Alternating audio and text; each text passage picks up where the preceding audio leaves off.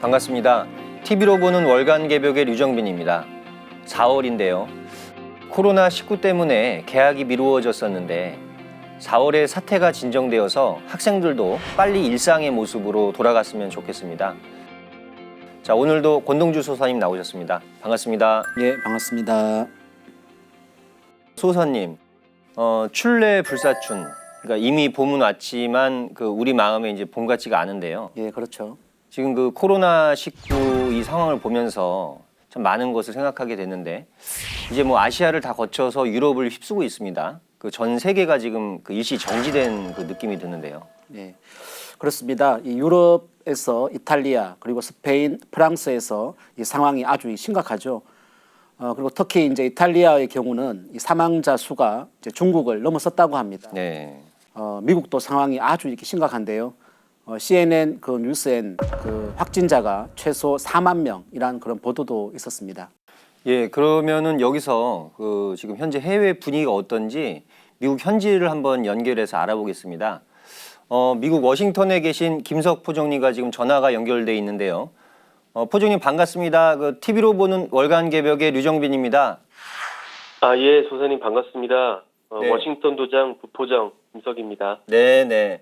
지금 이제 촬영하면서 이제 연락드렸는데 미국 코로나19 지금 현재 상황이 좀 어떤지. 예, 이미 아시다시피 미국은 국가 비상사태를 선언했고요. 준전시 상황으로 들어섰습니다. 가장 많은 환자가 발생한 곳은 뉴욕주고요. 지금 이런 미국 병원에서 마스크, 장갑, 이런 중환자실 등 가장 필요한 부분들이 상당히 모자라고 필수 용품들에 대한 사재기를 자제하도록 호소하고 있습니다.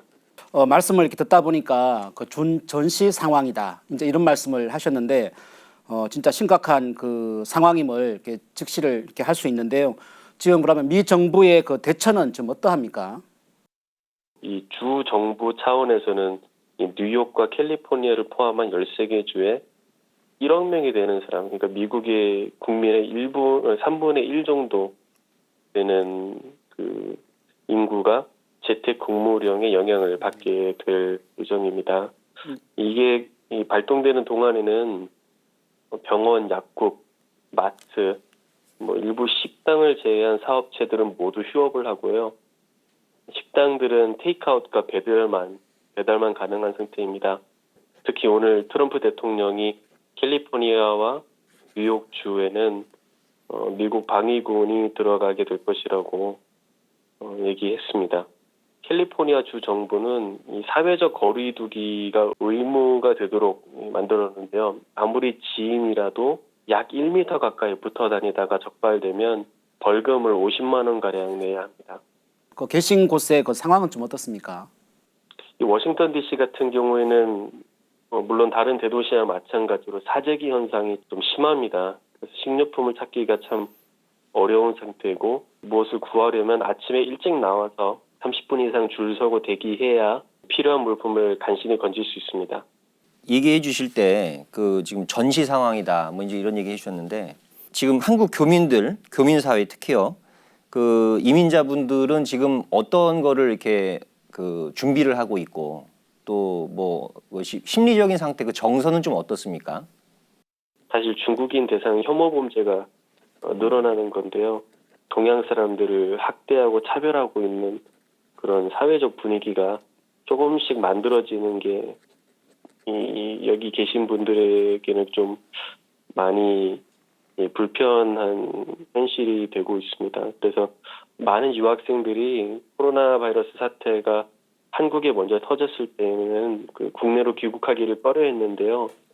이제는 한국의 수준 높은 대응을 보고 오히려 한국이 안전하다고 생각하고 귀국을 이미 했거나 할 것을 심각하게 고민한다고 들었습니다. 타국에서 이 고생이 참으로 이렇게 많으신데 혹시 상생 방송이나 청산도 본부에 바라고 싶은 거나 이렇게 도움 드려야 할 것이 있으시면 한 말씀 부탁드립니다. 이번을 계기로 많은 생각을 하게 됐고 또 외국인들이나 우리 현지에 있는 성도님들이 깨어날 수 있는 그런 좀 계기가 되었다고 생각합니다. 특별히 바라는 점이 있다면 그냥 많은 기도와 여기 해외에 있는 우리 성도님들에 대해서 좀 많은 관심을 좀 가져주시고 앞으로 미국에서도 잘 극복할 수 있도록 있는 모습 지켜봐 주시길 바랍니다. 이상입니다. 네. 오늘 함께 해주셔서 감사합니다. 또 현지에서 겪었던 그런 통화를 하다 보니까 많은 생각을 이렇게 하게 되었는데요. 우리 포정님께서도 늘 이렇게 건강 관리 잘 챙기시면서 한인 사회에 많은 좀 도움 줄 수 있는 정보를 많이 이렇게 전해 주시길 바랍니다. 예, 감사합니다. 예, 포주님 들어가세요. 일상의 삶이 그립다. 이 말이 지금처럼 가슴에 와닿았던 적이 없는 것 같습니다. 하루빨리 이 사태가 좀 진정이 되고 지구촌의 그 사람들이 일상의 삶을 빨리 되찾았으면 합니다. 자, 그러면은 4.15 개벽지 한번 살펴볼까요? 이번 달 표지는 인도 겐지스 강의 풍경인데요. 이국적인 풍경이 잘 담겨 있습니다. 지난 2월 23일에 그 인도 환단고기 북콘서트가 남부 도시 첸나이에서 열렸습니다. 그 소식은 개벽지 6쪽에 증산도 문화소식 코너에서 잘 다뤄지고 있습니다. 네, 4.15에서 살펴볼 기사는 종도사님 도훈, 태상 종도사님 도훈, 진리를 만나는 기쁨, 펀 잉글리시, 태울주 천지 조화 문화를 연다, 예화로 배우는 우주 변화의 원리, 한국사 왜곡의 결정적 사건 8가지, 사진으로 보는 근대사 총 8개의 꼭지입니다.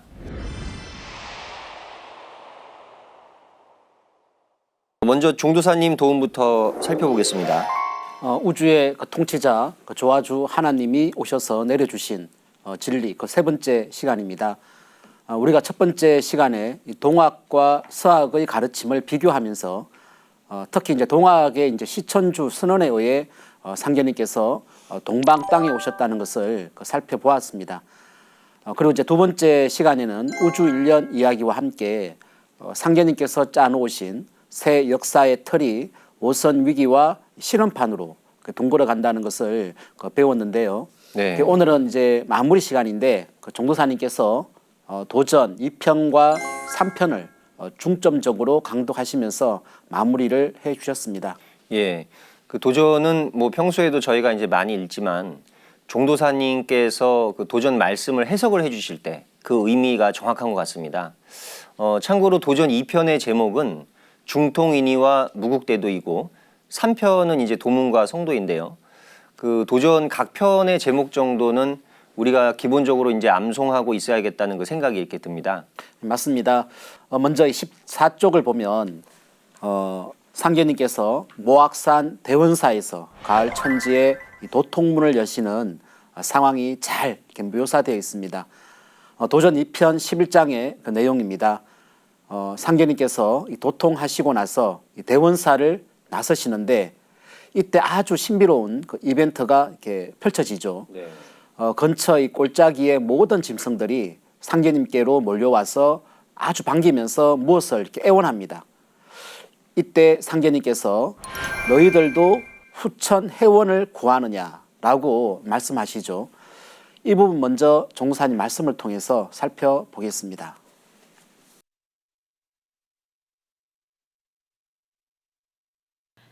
너희들도 후천 해원을 구하느냐라는 말씀에서 후천 해원은 무엇일까요?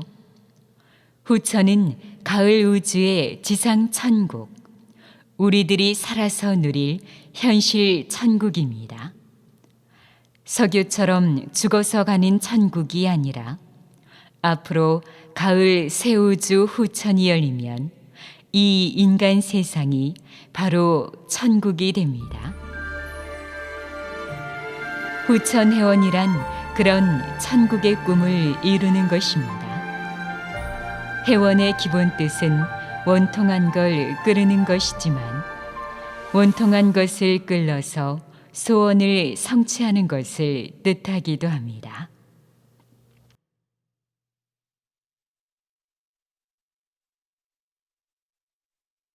인류 역사에서 이 원한을 인류 구원의 문제로 처음 들고 나오신 분이 바로 상제님이죠. 네.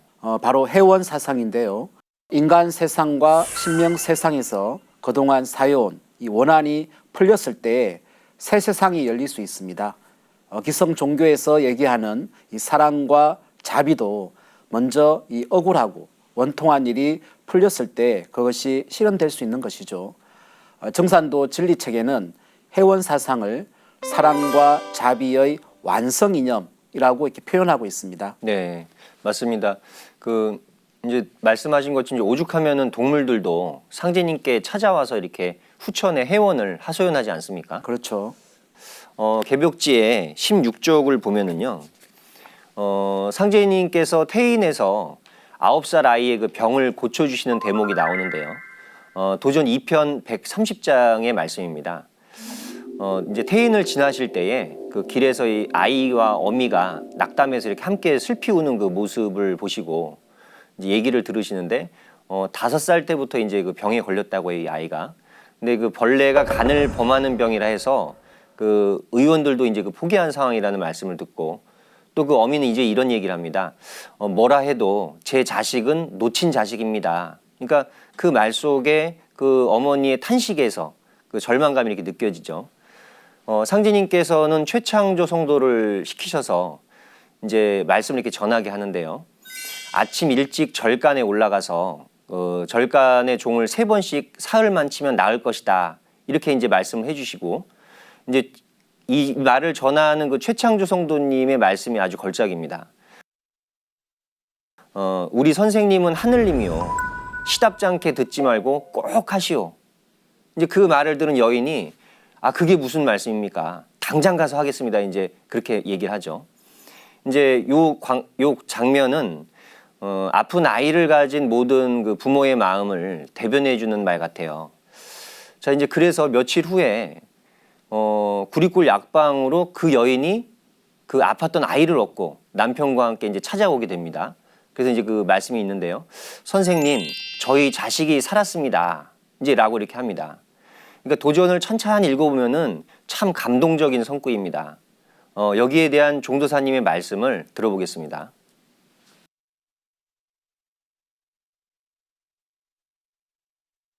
어떻게 이른 새벽에 종을 3번씩 3일 동안 쳤는데 아이의 병이 싹 나았을까요?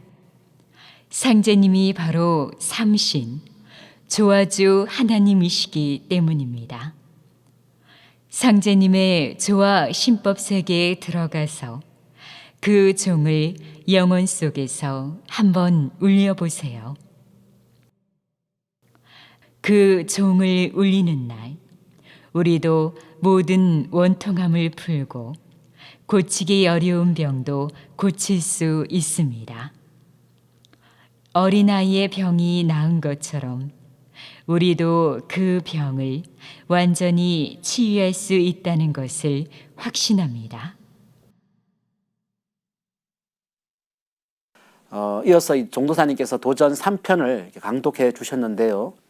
3편은 그 상제님을 따르던 그 성도님들에 대한 이야기입니다. 그들의 입도 과정을 잘 소개하고 있죠. 그런 의미에서 동시에 우리들의 그 이야기라고도 할 수 있겠습니다. 오늘은 김경학 성도와 차경석 성도의 그 입문 과정에 대해 말씀드리겠습니다. 먼저 김경학 성도인데요. 이분의 그 삶에서 우리가 아주 주목해야 할 부분은 이분이 이제 동학을 신봉하면서 석 달 동안 시천주 주문을 수련했고 그때 이제 천상에 올라가 옥황 상제님을 뵌 적이 있다는 사실입니다. 영역이 굉장히 이렇게 높았다는 얘기인데요.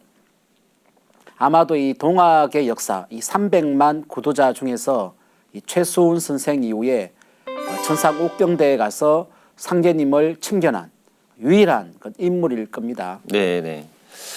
아마도 이제 그런 경지에 도달한 분이기 때문에 이제 상제님께서 그 후천 대학교 그 총장님으로 임명을 하셨겠죠.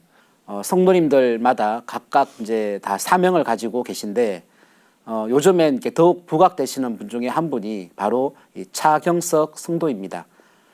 도전 3편 180장 말씀이죠.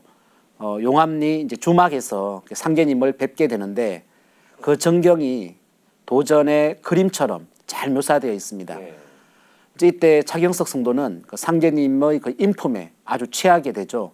그 대목을 직접 한번 읽어보면 경석이 용암리 주막에서 점심을 먹고 떠나려 할 즈음 상제님께서 대삿갓의 풀떼님 차림으로 김자연 등 두어 사람을 데리고 들어오시거늘 경석이 상제님을 뵈니 의표는 소탈한 가운데 씩씩한 기운을 띠시고 어느 동지는 순진하고 꾸밈이 없으시며 안광이 사람을 쏘는 듯하여 감히 똑바로 볼 수가 없더라. 차경석 성도는 우리 도운사에 있어서 굉장히 중요한 분이죠. 그러니까 일변도운에서 이변으로 이어지는 그 다리를 놓으신 분인데요. 상제님께서는 도전에 차경석 성도를 만나러 이렇게 가실 때에 이 길이 길행이라 한 사람을 만나려 함이라 이제 이렇게 말씀하시는데요. 길행이라면은 역사의 길행이라는 말씀이고 바로 그 역사를 바꾸는 한 사람을 한 인물을 이제 직접 만나러 가신다는 그 말씀입니다. 물론 이제 다른 성도님들도 마찬가지겠지만 차경석 성도님 같은 경우는 이제 상제님께서 아주 작정을 하고 만나신 분이라는 걸 이제 우리가 느낄 수 있습니다. 개벽지 23쪽을 보시면 차경석 성도님의 아버지가 이제 차치구인데요. 이분은 동학혁명 때 정읍에서 5천 명의 군사를 이끌고 실제 참전을 했었고 당시 차경석 성도 본인도 15살의 나이로 그 참전을 했었다고 합니다. 나중에 이제 그 아버지가 밀고로 체포가 되어서 죽임을 당했을 때 차경석 성도님은 밤에 그 아버지의 시신을 업고 30리를 걸어가서 선산 밑에 이렇게 감회장을 했다고 해요.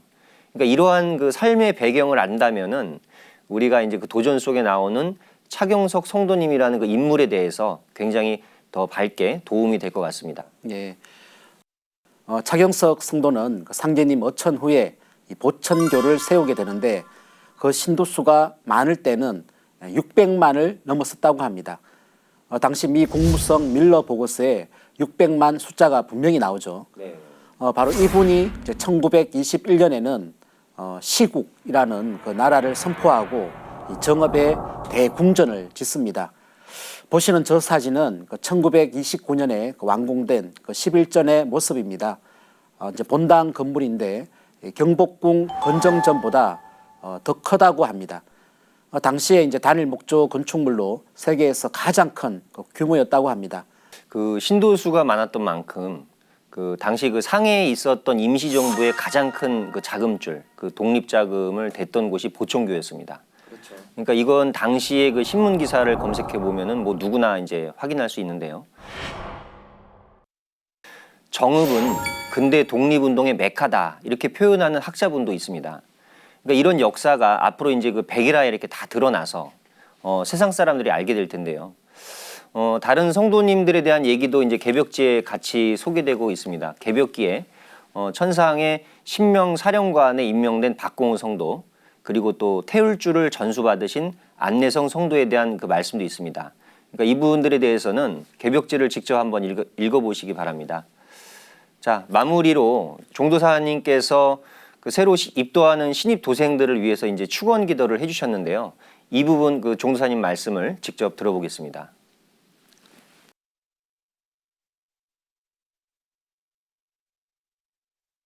자랑스러운 우리 조국 이 동방 땅에 천지의 영원하신 조화의 주권자이신 아버지 천주 상제님과 어머니 하나님 수부님이 오셔서 가을 천지의 조화 낙원을 활짝 개벽해 놓으신 지 어느덧 150년 세월이 됩니다.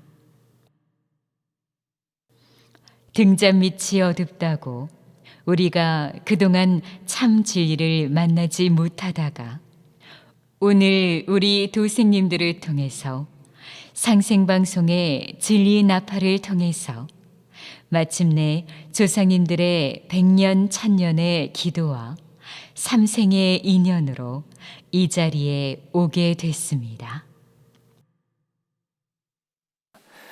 자, 다음은 태상종도사님 도운입니다. 32쪽인데요. 개벽기에 전 인류를 살려내는 사명이라는 그 제하로 독이 1132년 2월에 제주 이도도장에서 내려주신 말씀입니다. 그렇죠. 그 태상 종도사님께서 이도 경세 거라는 문구를 저희 도생들에게 이렇게 내려주셨는데 도로서 세상 밭을 갈아라. 이 말씀대로 태상 종도사님의 그 말씀은 우리 도생들의 그 신법을 크게 틔워주는 말씀입니다. 태사부님께서 서두에 그 사람이 이제 성공을 하려면 시운을 만나야 한다는 말씀을 하셨는데요. 그 말씀 한번 들어보겠습니다.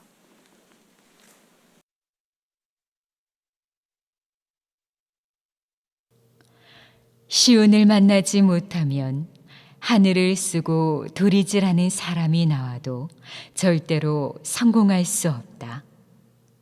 옛사람이 은유기운하고 운은 그 운이 있고 시유기시하고 때는 그 때가 있고 인유기인이라 사람은 그 사람이 있다고 했다. 시운이 온다 하더라도 사람을 못 만나면 그 시운은 그냥 흘러가 버리고 만다.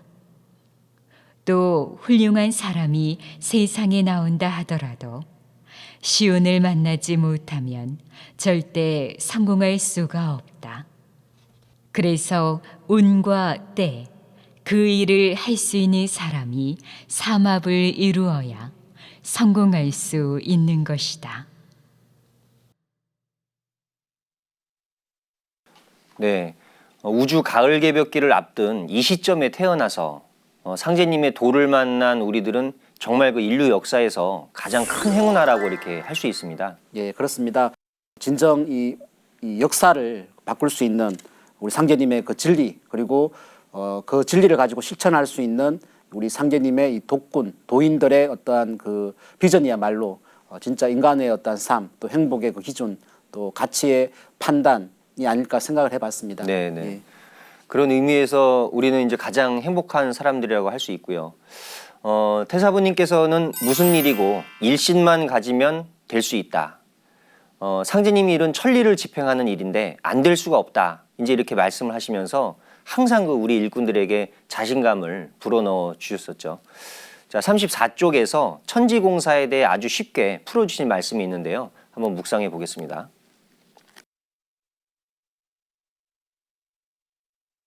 상제님의 천지공사는 이 세상이 둥글어가는 원동력이다. 다시 말하면 자동차의 엔진하고 같다.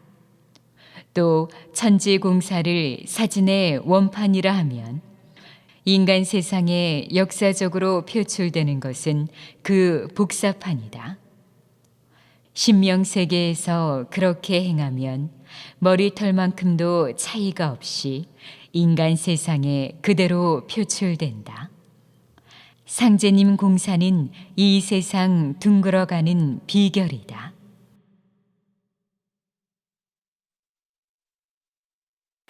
천지공사는 상제님께서 짜놓으신 지상 천국 건설 프로그램인데 태사부님께서는 천지공사를 쉽게 비유하셔서 천지공사는 사진의 원판이고 현실 역사는 인화지에 복사되는 복사판이다 이렇게 말씀을 하셨었습니다. 예전에 사진을 현상하는 과정에 비유해서 이렇게 말씀을 하셨는데요. 천지공사의 도수 그대로 현실 역사가 돌아간다는 말씀이죠. 이 도수에 대해 상제님께서 내가 이제 천지를 개벽하여 물샐 틈 없이 이 도수를 정하였느니라라고 이렇게 하셨죠. 이렇게 이제 천지공사 도수가 이렇게 확실하게 이루어지니까 우리도 확실히 이제 신앙하고 포기해야 되겠습니다. 네. 태사부님께서 평소에 그 일꾼들은 이 말소리가 명명백백 해야 한다는 말씀을 늘 이렇게 하셨죠. 저는 이제 그 기본이 그 진리 무장이라고 생각합니다. 맞습니다. 그러니까 내가 진리를 아는 만큼의 확신을 갖게 되는 거죠. 그리고 깨달음의 깊이만큼의 그 믿음이 나오는 것 같습니다. 결국에는 그 진리 서적의 그 독서가 중요합니다. 특히 지금은 도전과 함께 그 생존의 비밀 독서를 한번 강조드리고 싶은데요. 36쪽에 보시면 이 기회를 절대로 놓치지 마라 그 말씀이 있습니다. 같이 한번 묵상해 보겠습니다.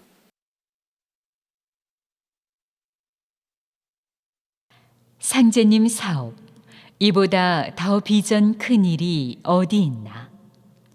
하늘 땅 생긴 이후로 이런 시기를 만나려고 해도 만날 수가 없다. 이건 천리가 갖다 주는 운과 시기니까 이 기회를 절대로 놓치지 마라. 상제님의 신도로서 해야 할 사명은 개벽기에 전 인류를 살려내는 것이다. 사람이라는 위치에서 능력이 하락하는 한 많이 살려야 될 것 아닌가. 저 땅끝까지라도 가서 능력이 하락하는 한계 내에서 많이 살려야 되는 것이다. 우리 상제님 진리는 기복신앙이 아니라 사람 개벽하는 세상에 사람 살리는 일이다. 상제님이 그 일을 하고 가셨고 그걸 우리 일꾼들에게 부탁하신 것이다.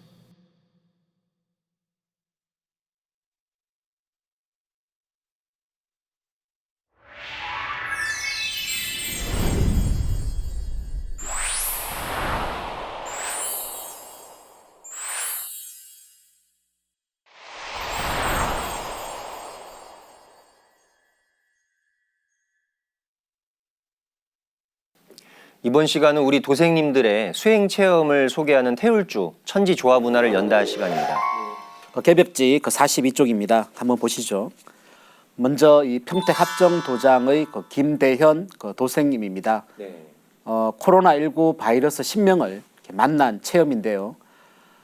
이분은 이제 아침 5시에 이제 출근을 하면서 늘상 하던 대로 이제 차에 올라서 개벽주 49독 그리고 이제 운장주 49독을 송주하고 운전과 동시에 이제 태울주 묵송을 송주하며 이렇게 개수기 버튼을 누르고 이렇게 있었다고 합니다. 네.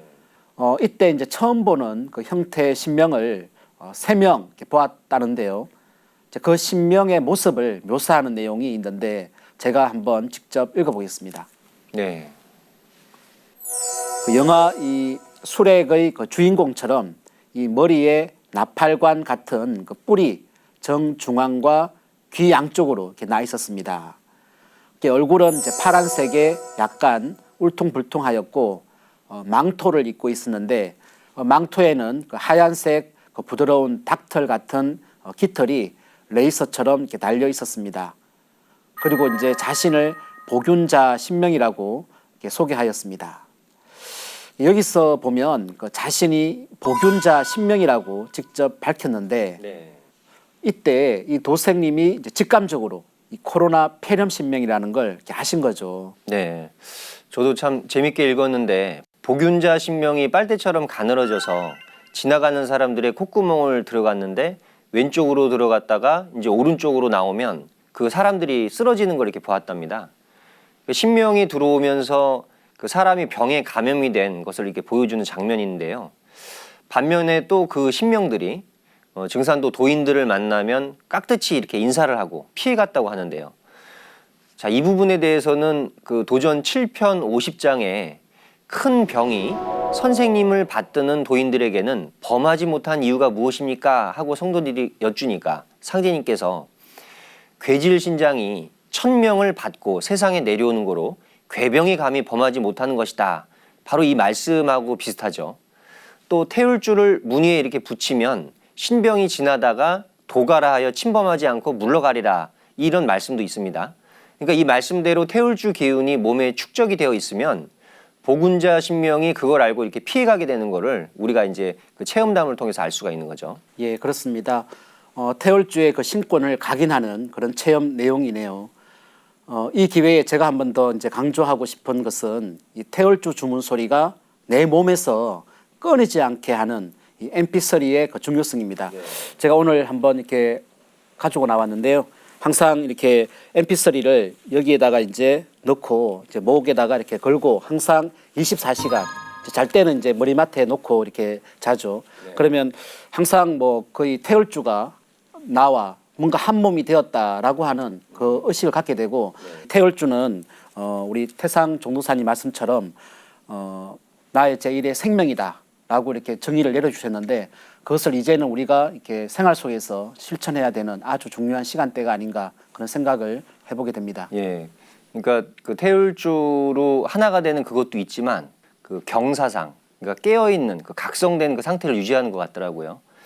자, 그리고 사례가 또 하나 있습니다. 그 다음은 이제 전주 덕진도장 김진경 도생님 사례입니다. 코로나19로 이제 가정에서 인터넷 지성을 올릴 때 체험 내용인데요. 지금 이 코로나19 사태가 이제 심각 단계인데 우리도 이제 국가 시책을 따라서 이제 도장에서의 그 대규모 모임을 자제하고 있죠. 네. 그래서 인터넷 방송을 통해서 이제 지성을 이렇게 전국적으로 하고 있는데요. 이분이 이제 가정에서 이제 컴퓨터 화면을 통해 그 인터넷으로 이제 수요 지성을 받드는데 그 신발장 앞 현관에서 누군가가 이렇게 와서 서류를 들고 이렇게 출석 체크하는 그런 모습을 보았다고 합니다. 제가 한번 직접 읽어보겠습니다. 네. 신발장 앞 현관에서 남녀 성별을 확실히 알 수 없는 백발과 금발을 섞어 놓은 긴 머리를 하신 분이 결제 서류를 들고 출석 체크를 하는 듯한 모습이 보였습니다. 한 명도 빠짐없이 저희 가족 모두에 대해 뭔가를 이렇게 적는 모습을 보았습니다. 마지막 도공이 끝나갈 즈음 그 신발장 앞에 서 있던 신명님이 가족 한 명당 앉은 자리에 표시를 하듯 손으로 연꽃 같은 꽃잎을 던지고 가셨는데 착석한 자리에 그 딱딱 맞게 꽃잎이 떨어졌습니다. 놀라운 광경이었습니다. 이렇게 이제 표현을 했는데 네. 이 마지막 장면은 이 동화의 그 한 장면 같습니다. 신비로운 그 체험이죠. 이번에는 우리 도생님들의 입도수기를 소개하는 진리를 만나는 기쁨 시간입니다. 개벽지 50쪽입니다. 이번에는 그 의정부 도장의 그레이스 김 도생님의 그 사례를 소개해 드리겠습니다.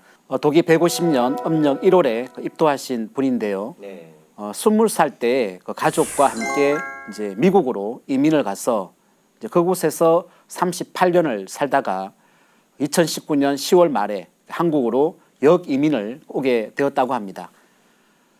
이런 결심을 하게 된 그 배경은 이제 정산 상제님의 그 진리를 알았기 때문이라고 하네요. 네, 저도 읽어보니까 이분이 어려운 그 이민 생활에 어떤 돌파구를 찾기 위해서 많은 서적을 이렇게 읽으면서 특히 그 명상 쪽에 관심이 많으셨던 것 같아요. 그러던 중에 증산도 이제 LA 도장의 수요치성에 그 우연하게 참석을 하게 되었고 또 여기서 이제 태상종도사님의 춘생추사를 빌려서 보게 되었습니다. 그러니까 그 읽으면서 비로소 상제님의 커다란 그 진리에 그 어떤 그 가슴이 확 트이는 느낌을 받았다고 하는데요. 이분이 춘생추사를 보고 느낀 소감을 제가 한번 읽어보겠습니다. 춘생추사를 통해 상제님의 뜻이 펼쳐진 후천 세상에 대한 가르침과 세상 모든 가르침들을 꿰뚫는 커다란 진리는 제 인생의 모든 물음에 대한 해답과 해방감을 주기에 충분하고도 남는 것이었습니다. 또 다른 체험은 신명계의 그 존재를 실감한 그 체험입니다. 제가 21일 기도를 하던 무렵인데 태을주에 이어서 다른 주문을 읽던 중에 갑자기 전자 불빛으로 된 동그라미 2개가 반쯤 눈을 뜬 제 앞에 뚜렷하게 짠 하며 나타나서 놀랐던 기억이 있습니다.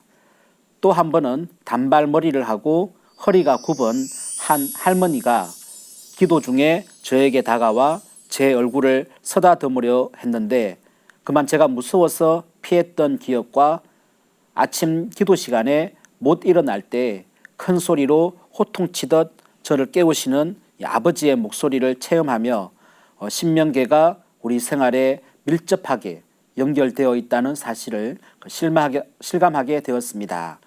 여기서 이제 아버지의 목소리는 돌아가신 아버지의 목소리를 이렇게 들은 그 체험을 말합니다. 네, 이번 그 수기를 통해서 만사무기 태울주 모든 일을 행함에 있어서 부정이나 장애가 없이 그 원만하게 이렇게 진행되게 한다는 그 태울주의 조화를 또 느낄 수 있었는데요.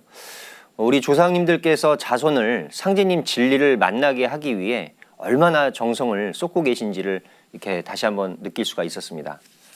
다음은 펀 잉글리시 시간입니다. 개벽지 137쪽인데요.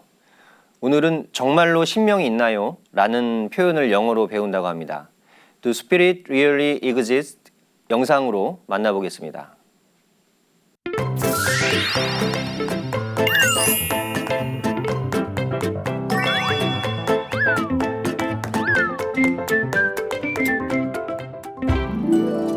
Hi everyone! 안녕하세요 여러분. Fun English의 켈리쌤이에요. 지난 시간에는 인간으로 오신 상제님이라는 주제로 공부를 해봤었죠? 오늘도 셀리와 함께 복습하는 시간을 가져볼까요? Hi, I'm Sally. Nice to meet you. Let's review together. 상제님 came to the world as a human. 갱망리 means a village awaiting for God. It also called 손바래기. 지난 시간에 하느님을 기다리는 마을 갱망리에 대해서도 영어로 공부해 봤었죠? 자, 오늘은 참말로 신명이 있나요? 라는 흥미로운 주제로 공부를 해볼 거예요. 먼저 다이얼로그를 들어볼까요?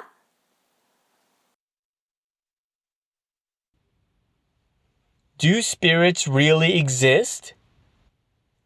Of course. Life and death occur through the creation transformation of the spirits. A spirit exists within everyone's body.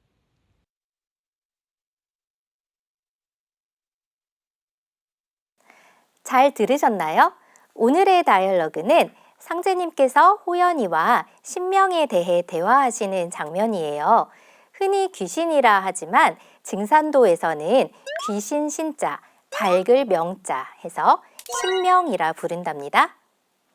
호연이가 상제님께 참말로 신명이 있나요? 여쭤보니까 상제님께서 신명이사 없다고 못하지 사람이 죽고 사는 것도 모두 신명의 조화로 되는 것이다 라고 하신 2편 61장 도전 말씀이에요.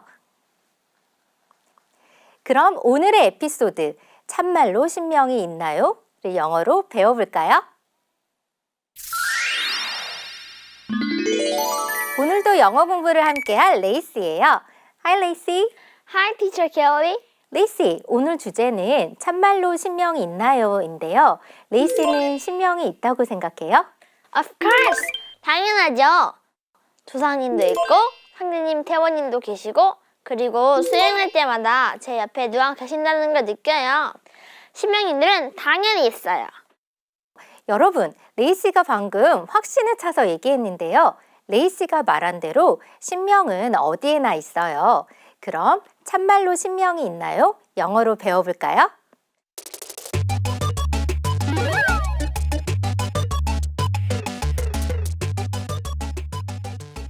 오늘 배울 첫 번째 문장이에요.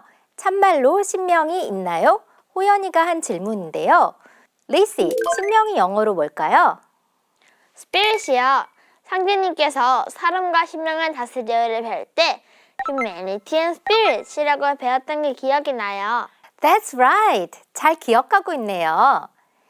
Spirit은 지난 시간에 배웠던 대로 영혼, 신명이란 뜻이에요. 그리고 존재하다는 뜻인 exist를 말해볼게요. 존재하다, exist. Exist. 자, spirit과 exist 두 단어를 써서 참말로 신명이 있나요?를 말해볼게요. Do spirits really exist? Do spirits really exist? Good. 레이시, 상제님께서 호연이 말에 어떻게 대답해 주셨죠? Of course. 물론, 당연하지. 라는 뜻으로 제가 자주 쓰는 말이에요. 그렇죠. Of course. 그럼 대답까지 문장을 완성해서 말해볼까요? 여러분도 같이 따라해봐요. Do spirits really exist? Of course. Do spirits really exist? Of course. Do spirits truly exist? Of course. Do spirits truly exist? Of course. 두 번째는 truly를 써서 말해봤어요. 자, 호연이 질문에 대한 상제님의 답을 두 번째 문장에서 배워볼까요?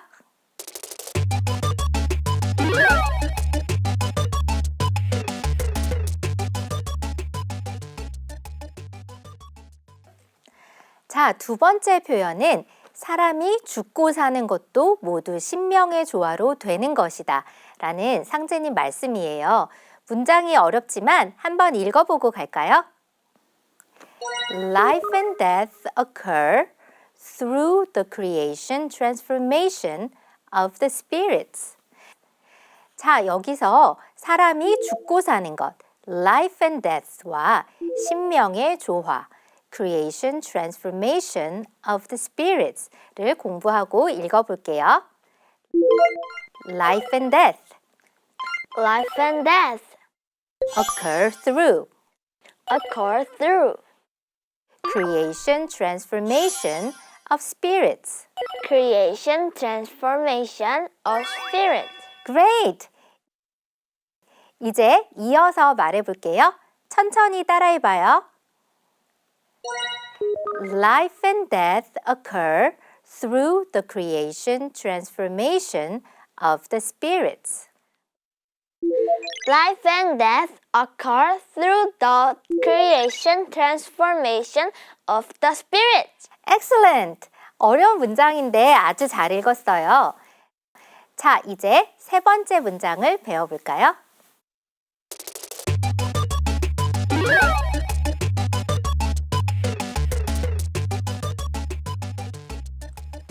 세 번째 문장이에요.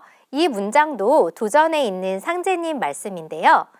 호연이가 신명이 내 눈에는 배지도 않네 하니까 상제님께서 너도 있고 다른 사람도 있고 사람마다 몸속에 신이 있단다 하며 말씀해 주셨어요. 저도 그 말씀 알아요. 호연이가 어깨를 툭툭 치면서 여기에 신이 있어? 여기에 신이 있어? 하니까 상제님께서 흥! 너는 몰라도 다 있어 하셨죠? 맞아요. 재미있는 도전 말씀이었죠? 자, 사람 몸속에 다 신이 있느니라 말씀을 영어로 배워볼게요. 신이 있다는 첫 번째 문장에서 spirit과 exist, 존재하다 단어를 배웠었죠? 내 몸 안에 신명이 있는 거니까 무엇 안에, 이내에, within 단어를 써서 말해볼게요. A spirit exists A spirit exists within everyone's body. within everyone's body. A spirit exists within everyone's body. A spirit exists within everyone's body. Good job! 여러분도 따라해 볼까요? A spirit exists within everyone's body. A spirit exists within everyone's body. Perfect! 오늘 배운 문장으로 레이시와 셀리가 대화를 나누어 본대요. 레이시, are you ready? Of course, teacher. Let's get started!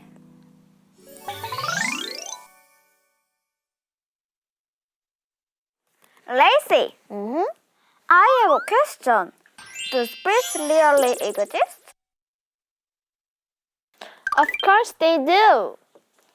Really? But I can't see them. You are saying the same thing as Hoyan. In the 도전, 상윤님 said, life and death occur through the creation transformation of the spirit. It's a little hard for me to understand. What about this? 상윤님 also said, a spirit exists within everyone's body too. Wow, really? That's amazing! A spirit exists within my body. Right, that's very interesting. 오늘은 이렇게 신명에 대해 공부했어요. 선생님, 영어로 도전을 공부하니까 더 재밌어요. 얼른 친구들한테 얘기해주고 싶어요. 좋아요. 우리 친구들은 오늘 공부 재미있었나요? 그럼 우리 다음 시간에도 Fun English 재미있게 공부해요. Thank you very much and we'll see you next time. Bye! 네, 다음은 예화로 배우는 우주 변화 원리입니다. 만물은 수로 구성되어 있다는 주제로 하도와 낙서 그리고 자연수에 대한 부분인데요. 끊임없이 이렇게 변화하고 있는 우주 만유는 분열하는 양운동과 통일하는 음운동을 하고 있는데요. 분열과 통일의 그 상을 가장 쉽게 이렇게 현실로 표현할 수 있는, 그러니까 드러낼 수 있는 방법은 이제 숫자로 표현하는 것이죠. 이 수의 신비를 구체적으로 드러낸 것이 하도와 낙서라고 할 수가 있습니다. 네, 만물이 이렇게 수로 구성되어 있다는 것을 처음 밝힌 문서는 인류 최초의 계시록인 천부경입니다. 이를 바탕으로 이제 하늘과 땅, 또 우주의 이치를 이제 깨달은 분이 배달국의 테오포키시인데요. 테오포키시는 배달국 5세 태우의 환웅의 막내 아드님이죠. 테오포키시는 천부경에서 얻은 깨달음을 바탕으로 지금의 송화강인 이 천하에서 용마의 등에 새겨진 무늬를 보고 하도를 그렸습니다. 네. 낙서는 이제 4,300년 전 당군 조선 초기 하나라를 세운 우임금이 9년 홍수를 다스리던 중에 얻었다라고 합니다. 네. 우주 만유는 대자연의 그 변화 법칙인 하도와 낙서를 바탕으로 형성되어 있는데요. 소사님 이 하도와 낙서에 대한 간략한 설명 부탁드리겠습니다. 예. 먼저 이렇게 하도를 살펴보면 외부에서는 이렇게 바깥쪽의 점 보면 이렇게 6과 8과 7과 9라는 게 보이죠. 그리고 이제 안쪽의 점 1과 3과 2와 4를 이렇게 감싸고 있습니다. 그리고 내부에서도 이제 바깥쪽의 점 10이 안쪽의 점 5를 감싸고 있는데요. 네. 1부터 5까지의 숫자는 생수라고 하고 6부터 이제 10까지의 숫자는 성수라고 합니다. 생수와 성수의 이치는 우리가 이제 씨앗을 보면 잘 알 수 있습니다. 씨앗은 껍질은 단단하지만 그 속의 배젖은 부드럽습니다. 즉, 이 엄인 껍질이 양인 배젖을 감싸고 있는 그 형상입니다. 네. 하도처럼 이 성수가 생수를 감싸는 그 형상을 하고 있는데요. 하도에서 이제 생수는 천수로 이제 양에 배속하고 성수는 이제 지수로 이제 음에 배속한다고 하였습니다. 그리고 이제 하도와 낙서의 그 숫자를 살펴보면 하도는 8, 6, 4, 2, 10으로 가죠. 그리고 이제 음은 9, 7, 3, 1, 5로 이 태극의 그 형상을 이루며 통일하고 있습니다.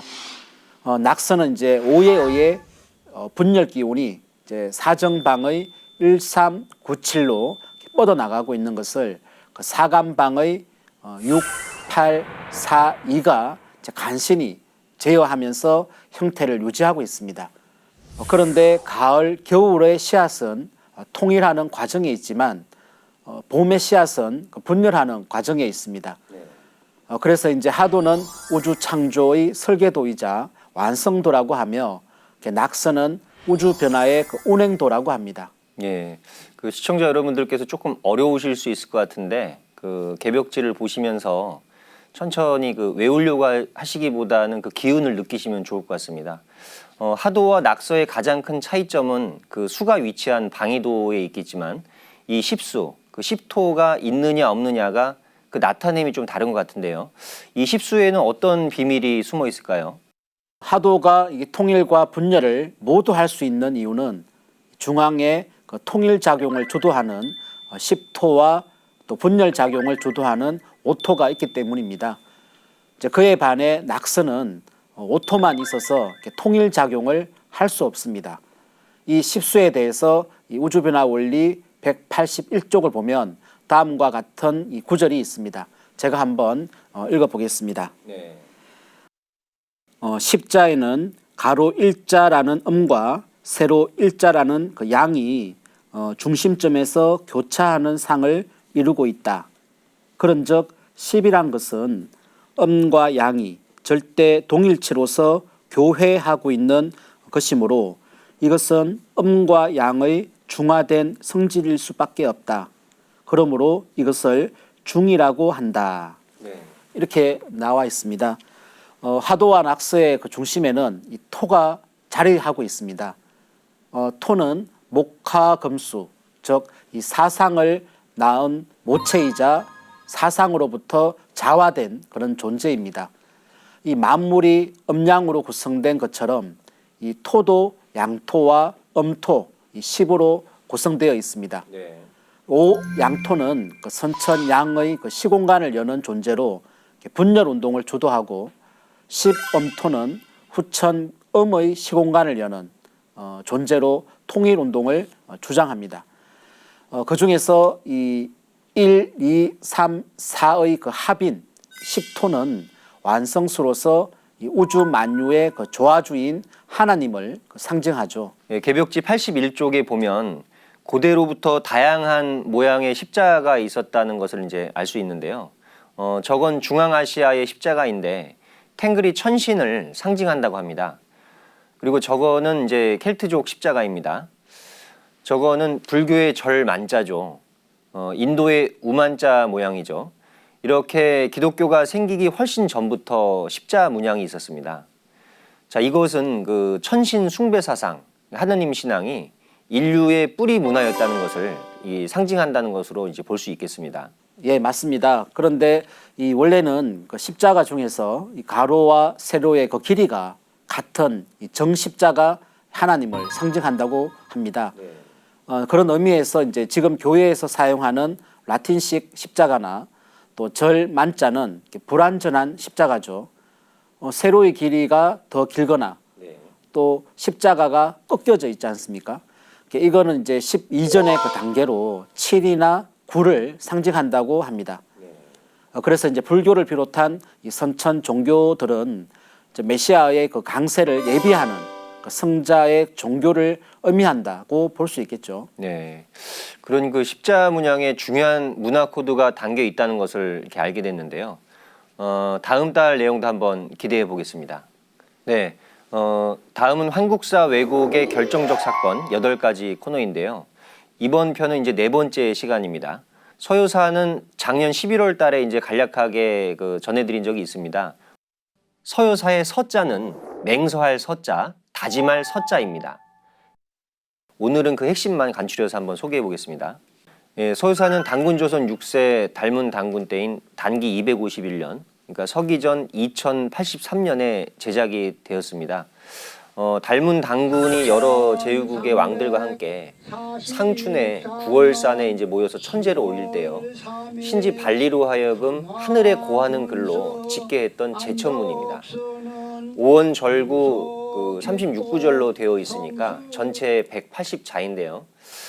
단군조선의 삼경 제도를 말하고 있습니다. 이 삼신신앙이 영속이 되어서 저울추와 저울대, 저울 접시에 해당하는 세 수도가 조화롭게 유지가 될 때 조항 70국, 즉 주변 70국이 조공을 하고 태평성대가 될 것이라고 이제 하였는데요. 원문을 한번 읽어보겠습니다. 수미균 병위하야 뇌덕 호 신정이로다. 흥방 보 태평하야 조항 70국이로다. 머리와 꼬리가 서로 균형 이루니 그 덕에 힘입어 삼신정기 보호하옵니다. 나라를 흥성케 하여 태평세월 보전하니 이른 나라 조공하며 복종하였사옵니다. 바로 이 조항 70국이란 문구로 인해서 우리 역사에 중차대한 일이 발생하고 말았죠. 예, 그렇습니다. 바로 이 조선 3대 임금 태종이 이 서효사를 소각해버린 사건입니다. 해당되는 조선왕조실록 기록을 살펴보겠습니다. 명 사관 김상직 취 충주사고 서책 이진 1412년 명 영락 10년 사관 김상직에게 명하여 충주사고의 서적을 가져다 바치게 하였는데 차명 왈 신비집 무득 피열 이 별봉 이진 신비집은 펴보지 못하게 하고 따로 봉하여 올리라. 상남기집 왈 차서 소재 개, 괴탄, 불경지설. 임금이 그 책을 보고 말하기를 이 책에 실린 것은 모두 괴탄하고 불경한 설이다 하고 명, 대언, 유산울 분지, 기여, 하, 춘추관 장지. 대언 유산울에게 명하여 이를 불사르게 하고 그 나머지는 춘추관에 내려 간직하게 하였다. 알다시피 태종 이방원은 이 조선을 개국한 태조 이성계의 그 5번째 아들로 왕위에 오르는 과정에서 많은 형제와 그 신하를 그 숙청했습니다. 그래서 이제 당시 이제 상국으로 모신 명나라의 그 눈치를 볼 수밖에 없었죠. 그러면서 이 서효사를 차서 소재, 개, 괴탄, 불경, 지설이라고 평가해 버렸습니다. 즉, 이 책에 실린 내용이 모두 괴탄하고 불경한 설이라는 것입니다. 이 태종은 이제 서효사의 내용을 한마디로 자신의 그 대권 장악을 용인해 준 상국 중국의 불경한 내용이자 기이하게 현혹시키는 글이라고 본 것이죠. 참 이제 안타까운 건데요. 철저하게 중국의 입장에서 평가한 거죠. 그러니까 아마도 조항 70국, 그러니까 즉 70여 제후국가에서 조공을 바친다는 구조를 보고 중국 사시인의 눈치를 보면서 이제 불살라 버렸을지도 모릅니다. 태종 이후에 세조, 성종 때의 왕들이 할아버지 그 태종의 뜻을 받들어서 사서 수고령을 내려 그 중화 사대주의에 위배되는 책들을 이제 다 수고를 해서 민간의 소유를 이제 금해버리지 않습니까? 그러니까 닉자 차명이다. 그러니까 그러면서 이제 줄기차게 이제 사대주의를 강조하게 되죠. 예, 참 안타까운 일이 아닐 수 없습니다. 닉자 참형, 언닉한 자, 이렇게 목을 이렇게 베는 그런 형벌인데 진실된 역사를 파괴하는 이러한 국가의 운영이라고 하는 것은 참으로 분노를 일으키게 하는 그런 이제 처사인 것 같은데요. 우리가 잃어버린 역사를 찾는데 그 어려움을 겪는 그 이유가 바로 근대의 일제가 우리 역사를 왜곡하고 또 사설을 불태운 것도 큰 영향을 미쳤지만 그 근원적인 원인은 태종 이방원의 그 잘못된 그 역사관에서 시작됐다고 봐야 되겠죠. 네, 서효사의 본론으로 들어가서 개벽지 120쪽을 보시면요. 서효사의 핵심은 크게 세 가지로 나눠볼 수 있습니다. 첫째는 밝은 조선 땅과 삼신에 관해 전해줍니다. 서효사의 일성은 조광선수지와 삼신 혁세림입니다. 그러니까 우주의 절대자이자 대자연 그 자체인 삼신에게 큰 축복을 받아 아침 햇살이 가장 먼저 비치는 동방의 밝은 터전에서 우리 동방 조선의 역사가 시작되었다. 이것을 이제 알 수 있게 해주고요. 두 번째는 대한국통맥의 핵심 인물에 관해서 전해주고 있는데요. 서효사에는 삼신께서 점지해 주신 이 땅을 개척하신 그 핵심 인물들에 대해서 명확하게 이제 잡아주고 있습니다. 환인, 환웅, 치우천왕, 단군 왕검으로 이렇게 전개된 그 역사의 맥을 전해주는데 이 부분도 중국에서는 굉장히 꺼려했던 대목이라고 생각해 볼 수 있겠죠.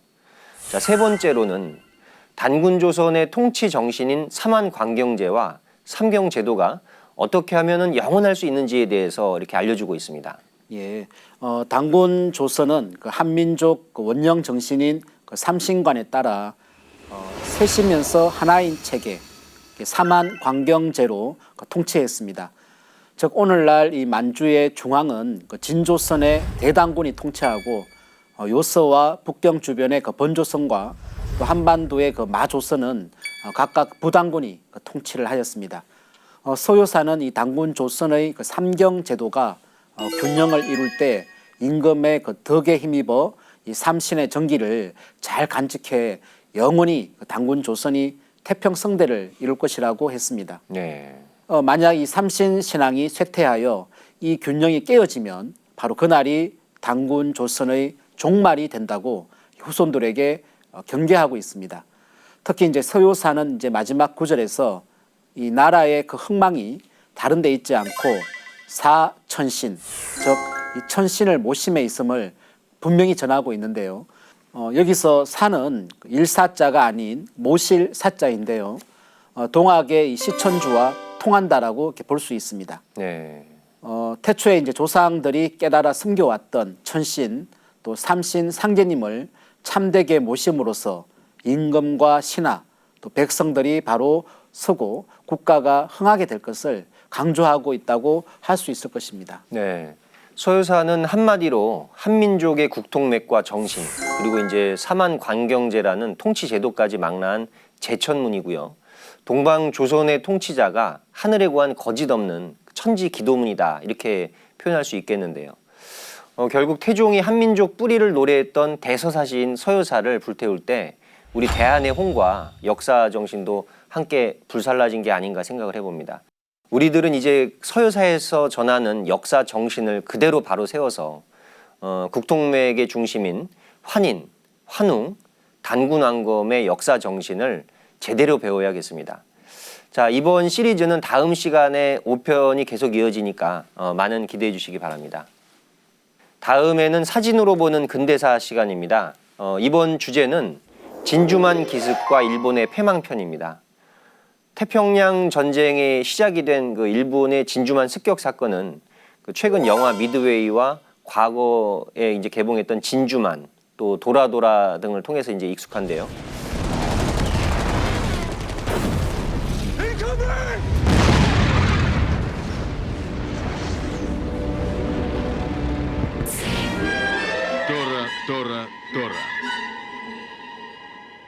수호사님, 일본의 진주만 기습과 그 원폭 투하에는 어떤 역사적 교훈이 있을까요? 네, 미국 그 하와이 애리조나 기념관에 가봐야 그 일본의 그 원폭 패망에 대한 그 역사 정신을 제대로 알 수 있습니다. 네. 우리가 역사 현장을 균형 있게 가봐야 한다는 말씀을 서두에 이렇게 드립니다. 사진을 보면 그 진주만 그 폭격 장면이죠. 그 애리조나호가 이제 격침되는 사진입니다. 그리고 저 사진은 당시 배에 타고 있던 전함에서 찾아낸 그 유물들을 그 전시한 기념관의 모습인데요. 네. 그리고 바로 저 사진은 이제 원폭이 떨어진 후에 그 히로시마 전경입니다. 참 이렇게 참혹하죠.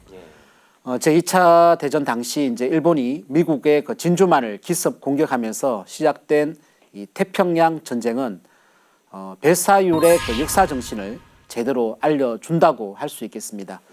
먼저 도전 그 성구를 통해 살펴보도록 하겠습니다. 도전 5편 119장입니다. 예.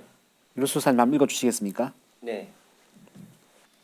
상제님께서 말씀하시기를 서양 사람에게서 재주를 배워 다시 그들에게 대항하는 것은 배은 망독줄에 걸리나니 이제 판 밖에서 남에게 의뢰함이 없이 남 모르는 법으로 이를 꾸미노라 하시고, 일본 사람이 미국과 싸우는 것은 배사율을 범하는 것이므로 장광 80리가 불바다가 되어 참혹히 망하리라 하시니라.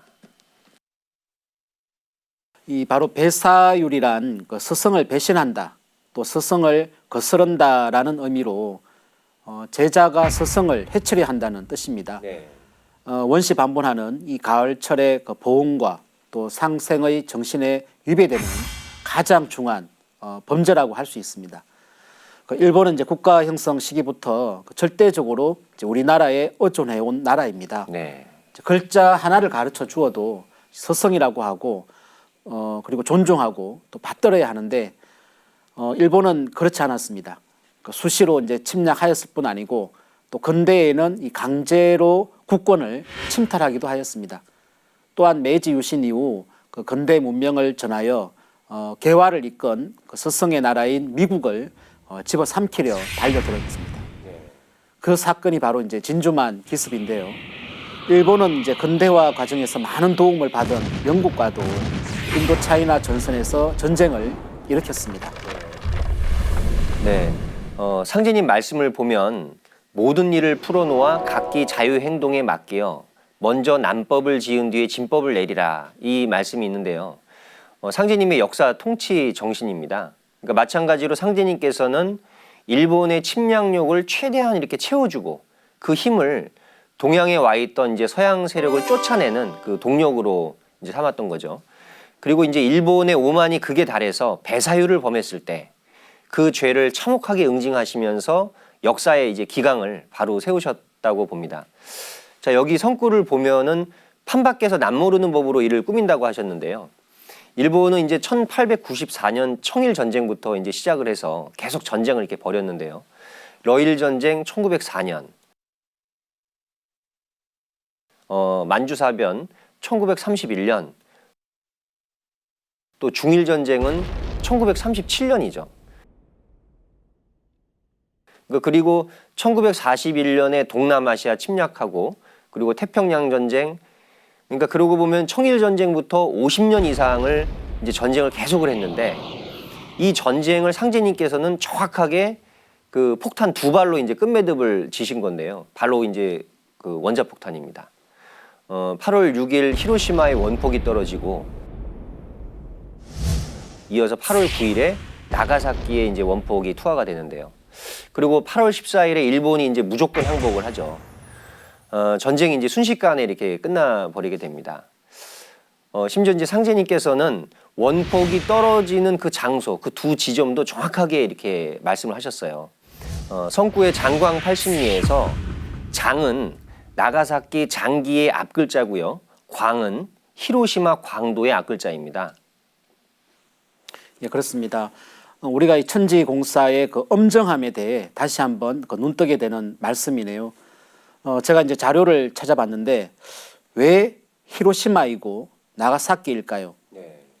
그 히로시마는 이제 동학혁명군을 토벌할 때 일본군 총본영이 있었던 곳이 바로 히로시마입니다. 예. 그리고 이제 조선의 국모 민비, 나중에 이제 명성황후로 이렇게 추존이 되죠. 민비를 암살하고 시신을 능욕한 그 낭인들이 모두 48명인데 이들이 이제 본국에 소환되어 히로시마 재판소에서 무죄로 석방됩니다. 이렇게 이제 히로시마는 조선의 침략과 인연이 많은 곳이고 또 조선에 대한 배은망덕을 상징하는 대표적인 곳이죠. 네. 그리고 이제 나가사키는 이제 일본에서 가장 빨리 개항한 그 항구로 16세기부터 이제 개항해서 서양 문물을 받아들인 창구입니다.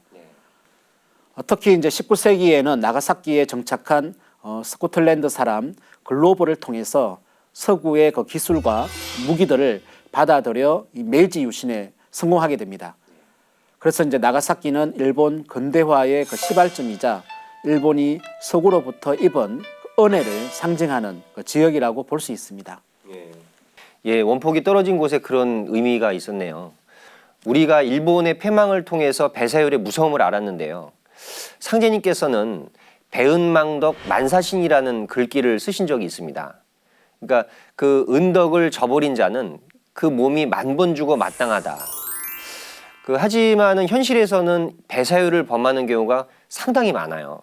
그러니까 도를 배우는 우리 입장에서도 일본의 패망을 통해서 크게 경각심을 갖고 교훈을 얻어야겠습니다. 예, 맞는 말씀입니다.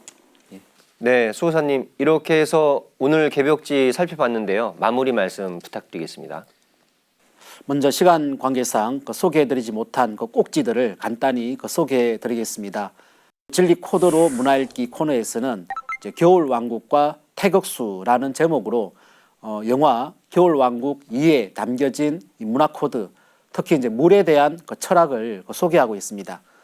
그리고 이제 명강의 다시 보기에서는 1918년 그 독감에서 얻은 이 교훈이라는 주제로 스페인 독감에 대해 다루고 있습니다.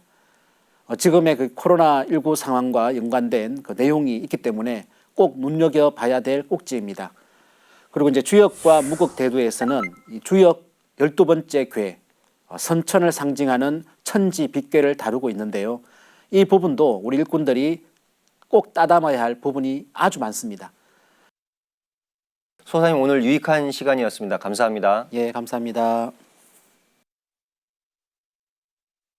한국이 낳은 세계 최고의 발레리나 강수진 님의 말이 생각납니다. 지루한 반복이 오늘의 나를 만들었다. 나의 일상은 지극히 단조로운 날들의 반복이었다. 그런 매일매일의 지루한, 그러면서도 지독하게 치열했던 하루의 반복이 지금의 나를 만들었다. 우리가 매일 하고 있는 일상의 일들과 매일 마주치는 사람들, 그리고 매일 사용하는 물건들, 우리가 일상의 일들의 의미를 찾고 의미를 부여할 수 있다면 일상의 지루함이 곧 행복으로 바뀌지 않을까 생각합니다. 여러분들의 삶의 의미를 찾아주는 방송 TV로 보는 월간개벽 다음 시간에 다시 찾아뵙겠습니다.